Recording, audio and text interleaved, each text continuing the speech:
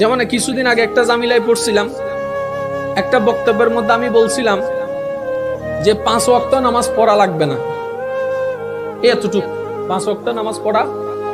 এরপরও তো কিছু কথা ছিল।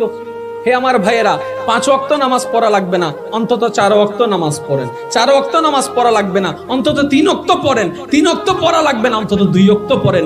নাই মামা চেয়ে কানা মামা বলা, সপ্তাহে একবার নামাজ পড়ার চাইতে অন্তত ডেইলি 1 ওয়াক্ত নামাজ পড়া ভালো। একটা ওয়াক্ত নামাজ পড়া